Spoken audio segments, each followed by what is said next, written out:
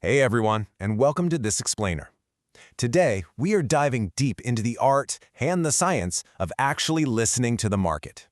Whether you're a college student currently grinding through marketing classes, an aspiring entrepreneur, or just a self-learner trying to figure out how successful businesses actually operate behind the scenes, you are absolutely in the right place. We're going to take some fairly complex academic theories and transform them into practical, actionable knowledge. The goal?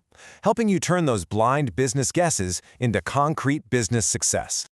So let's kick things off with the scenario we've probably all seen, or maybe even daydreamed about ourselves. Imagine you've saved up some money and you eagerly decide to open up a bubble tea shop, or, maybe a trendy clothing store.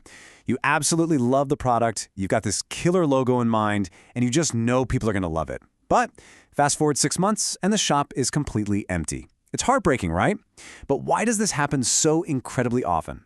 Well, it happens because it is so easy to fall into the trap of launching a business without ever actually asking if the target audience needs it or if your product is genuinely better than the competitor just down the street. To make sure we never fall into that trap, here's our game plan for today. We'll be hitting 4 main areas: the blind business trap, the nature of market research, the types of research out there, and finally, 4 essential research steps. All right, let's jump straight into Section 1, the blind business trap, and why operating on pure instinct is so dangerous. The core issue here usually comes down to a massive disconnect, the gap between selling what you like versus selling what your customers actually need. It's incredibly common for new business owners to just assume their product is superior without ever checking the market. I mean, think about it. If you don't know exactly who you're selling to, what they're currently buying, or what specific problem your product solves for them, you are flying completely blind.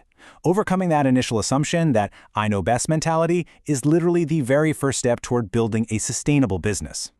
Moving right along to Section 2, the nature of market research. Let's take that blindfold off.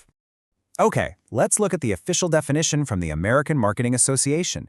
They define market research as the systematic gathering and analysis of data regarding marketing issues to propose solutions for business decisions. Now, I know definitions can sound a bit dry, but think of this concept like a glowing light bulb suddenly illuminating a dark path. Market research isn't just asking a couple of friends if they like your idea. It's a systematic, rigorous academic process that transforms raw, messy data into a crystal clear map for your business's future. What's genuinely fascinating here is just how many different areas of a business this research actually touches. First, it identifies fresh opportunities, like suddenly spotting a massive gap in the market for a brand new service. It also helps select your exact target markets so you know exactly who to focus your energy on. It guides your marketing mix, meaning it shapes your product features, your price points, and your placement. And on a super practical level, it dictates where to put your ad budget. Like, should you dump your money into traditional TV, Facebook, or go all in on TikTok? You can only know for sure by looking at the demographic data of your users. Let's look at a real-world case study mentioned in our source material that really drives this home. Imagine a tech motorbike taxi company that launches this massive, heavily hyped promotion. Everyone downloads the app, the rides are incredibly cheap, and business is just absolutely booming. But the exact second that promotion ends, poof, the customers vanish and go right back to their old taxi services. Why? Was the core product flawed? Was the app UI confusing? Or were they just targeting the wrong demographic?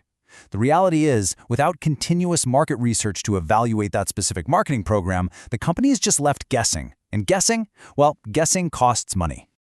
Okay, on to Section 3, types of research. Let's explore the different tools in our toolkit. Our first major distinction is basic versus applied research. Basic research is, well, it's academic. Its main goal is to expand general marketing knowledge. For instance, studying how TV advertising generally affects brand trust across society as a whole. Applied research, on the other hand, is highly specific and usually kept totally private. It's designed to solve a very specific hurdle for a specific company. So if a business studies exactly how to allocate its own ad budget to reach a super niche audience, that resulting data becomes a highly valuable secret asset just for them.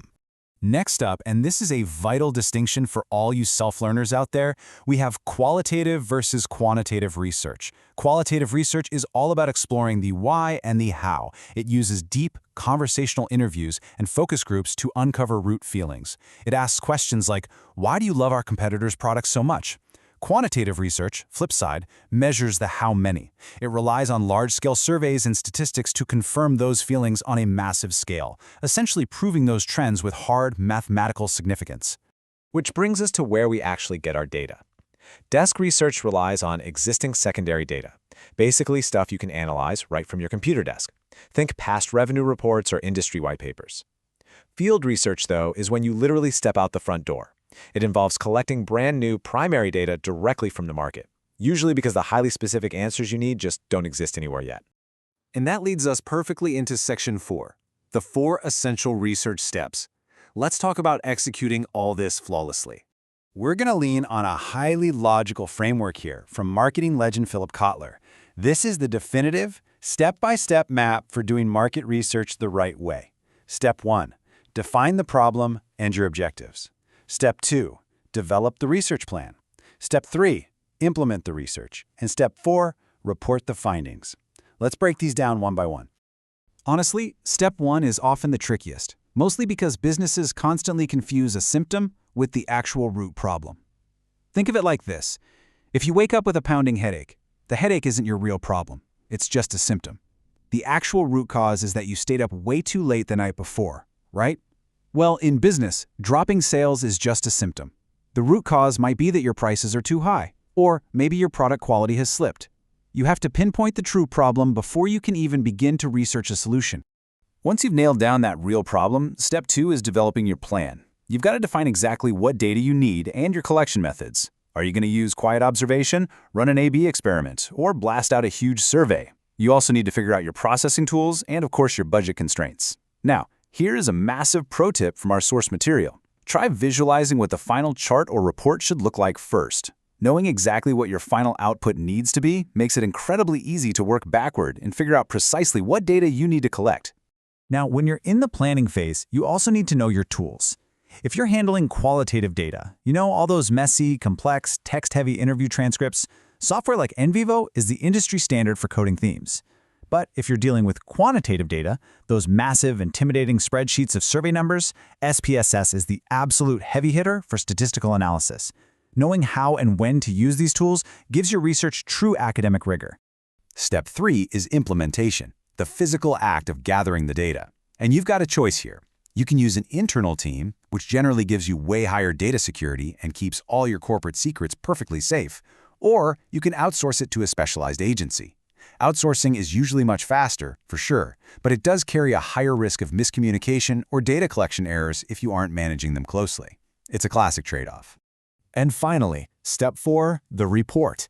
Seriously, all your hard work means absolutely nothing if the management team can't understand what you found. A professional, effective report structure has to include an executive summary, a crystal-clear methodology, your results, and actionable recommendations. If this final document isn't perfectly clear, the leadership team literally cannot make the effective decisions needed to save or grow the business. We have covered a tremendous amount of ground today, all the way from avoiding the blind business trap to mastering Kotler's 4 essential steps of market research. So I want to leave you with one final inspiring thought. Stop guessing. The data is out there just waiting to be uncovered. So I ask you, what is your market trying to tell you? Go out there, do the research, and really listen. Thank you so much for joining me on this explainer, and keep learning.